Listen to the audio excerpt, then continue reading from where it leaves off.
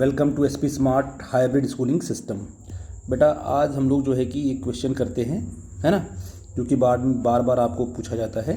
ये लिखा हुआ है कि एज्यूमिंग दैट फ्रीक्वेंसी का नोटेशन ऐसा होता है, न्यू बना करके इसको बोलते हैं न्यू। द वाइब्रेटिंग स्ट्रिंग में be depend upon the tension. तो ये फ्रीक्वेंसी किस पे डिपेंड करती है? टेंशन पर। टेंशन का मतलब होता है force. Tension on the string, length of the string L and mass per unit length. अच्छा क्या है ये देखो, लिखो मास पर यूनिट लेंथ को हम या तो म्यू से रिप्रेजेंट करते हैं या तो कैपिटल M से।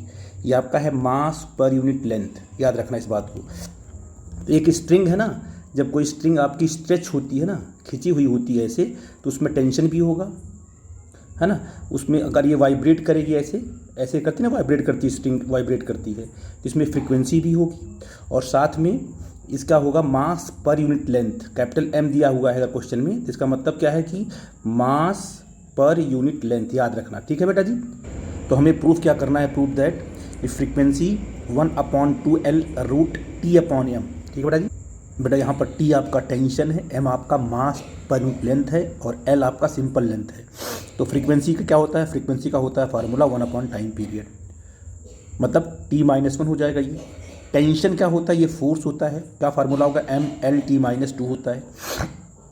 अच्छा M क्या है? M को बच्चा सोचता है कि मास सिंपल है, नहीं, M क्या है? मास पर यूनिट लेंथ, यानी इसको M/L लिखते हैं। क्या लिखते हैं? M/L। अलग बात है कि यहाँ नोटेशन आपको M दिया होगा, हालांकि यहाँ पर म्यू होना चाहिए था, लेकिन कभी कभी क्या है आपको M दे देता है। तो ये क्या है? मास पर यूनिट लेंथ। क्या होगा? ML-1। जहाँ पर आपका M होगा ना, ये लिखा हुआ है, यहाँ पर क्या होगा? ML-1 इसका डायमेंशनल फार्मूला होगा इसका, इस बात का ध्यान रखना। अब हमने क्या किया देखो, फ्रीक्वेंसी किस पे डिपेंड करती है? टेंशन पर, लेंथ पर, और किस पर? मास पर यूनिट लेंथ पर। ठीक है ना। तो हमने कहा ठीक है, फ्रीक्वेंसी को बोल दिया frequency proportional to T⁻A L⁻B M⁻C। तो यहाँ पर न्यू क्या हो जाएगा? इज इक्वल टू, हमने क्या है इसको हटा करके एक लगा दिया कांस्टेंट की, T⁻A L⁻B M⁻C। ठीक है। अब दोनों साइड का हमने क्या लिख दिया? Dimensional formula. तो फ्रीक्वेंसी क्या होता है? सिंपल T-1 होता है, तो इसको लिखेंगे M⁻0। M⁻0 का मतलब 1 होता है, याद रखना। जब M⁻0 मतलब M है नहीं, सिर्फ हमने मेंशन कर दिया M⁻0 L⁻0 और T कितना? T-1। यहाँ पर K क्या है? कांस्टेंट है, इसका डायमेंशन लिखेंगे नहीं हम लोग। T क्या है? आपका फोर्स है। ML-T-2 पावर क्या हो गया? आपका A हो गया। फिर लेंथ सिंपल L पावर क्या हो गया? B हो गया। और ये जो आपका M है ना, यह है मास पर यूनिट लेंथ, ML-1 है, पावर C हो गया। अब A का मल्टीप्लाई M में होगा, L में होगा और क्या होगा? T में होगा। तो कितना हो जाएगा? M⁻A L⁻A और T⁻-2A। फिर आपका आ जाएगा, यहाँ पर आएगा तो L⁻B हो जाएगा। फिर इसको अंदर लेंगे तो M⁻C L⁻-C हो जाएगा। ठीक है ना। अब देखो यहाँ पर M, यहाँ पर M और इसका पावर क्या है? बेस बराबर है, तो पावर ऐड होगा तो A+C हो गया। अब यहाँ पर L, यहाँ पर L, यहाँ पर L, तो आप देखो यहाँ पर A B और C है ना। तो L पावर क्या होगा? A+B और ये क्या है? -C कर लिया।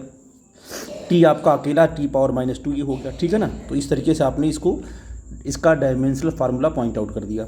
अब दोनों साइड को कंपेयर करो, देखो यहाँ पर A+C है तो यहाँ 0 लिखोगे।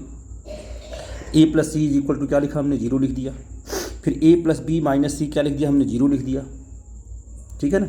फिर क्या लिखा हमने? देखो बेटा जी, -2 इक्वल टू क्या लिख दिया? -1 लिख दिया। देखो -2 इक्वल टू क्या है? -1। यहाँ राइट लेफ्ट की पावर कंपेयर करेंगे। ठीक है ना। अच्छा इसका ध्यान दो देना बेटा जी। अब देखो ध्यान से क्या लिखा मैंने यहाँ पर A+C, ये आपका फर्स्ट मान लो, इसका सेकंड मान लो, इसका थर्ड मान लो। ठीक है ना। तो देखो माइनस, पहले इसको सॉल्व कर लेंगे। -2A, ये आपका -1 है, तो माइनस से माइनस आपका कट जाएगा। A इज इक्वल टू क्या आ जाएगा? 1/2 आ जाएगा।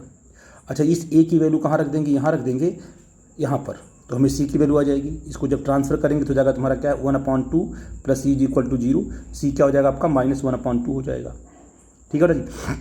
अब आपको A मिल गया और आपको क्या मिल गया? C मिल गया। तो A और C की वैल्यू कहाँ? A यहाँ रख दो, C यहाँ रख दो, तो आपको B निकल जाएगा। तो जब आप यहाँ रखोगे, देखो मैंने क्या है, यहाँ रखोगे A की वैल्यू 1/2 रख दिया, B तो निकालना है, एज इट इज यहाँ रख दिया।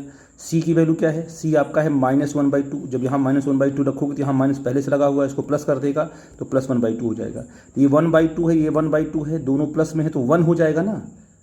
तो 1 को जब ट्रांसफ़र कहाँ करोगे? राइट साइड हो जाएगा तुम्हारा -1। A की वैल्यू क्या आ गई? 1/2। B C क्या आ गया? -1/2 और B क्या आ गया? -1 आ गया। तो k इज इक्वल टू क्या, t पावर 1/2 रखा आपने, है कि नहीं बेटा जी, है ना। t की पावर आपने रखा 1/2, l की पावर -1 रखा क्योंकि b आया है, m की पावर -1/2 रखा। अब जो माइनस वाला टर्म है उसे कहाँ लेके आओगे, नीचे लेके आओ, तो t पावर 1/2 ऊपर जो एज इट इज हो गया, l -1 है तो नीचे आ जाएगा आपका, डिनोमीटर में आ जाएगा l, और m पावर 1/2 क्योंकि -1/2 है, जब नीचे आएगा तो हो जाएगा +1/2। ठीक है बेटा जी। और t पावर 1/2 m पावर 1/2 किसमें आ जाएगा बेटा जी, रूट में आ जाएगा, k/l हो जाएगा। ये आपको प्रूफ करना था क्योंकि k क्या है, आप k को कैलकुलेट कर नहीं सकते हो with the help of dimensional analysis. तो k की वैल्यू आपको नहीं पता है तो आप एज इट इज इसको छोड़िए, फार्मूला आपका बन गया।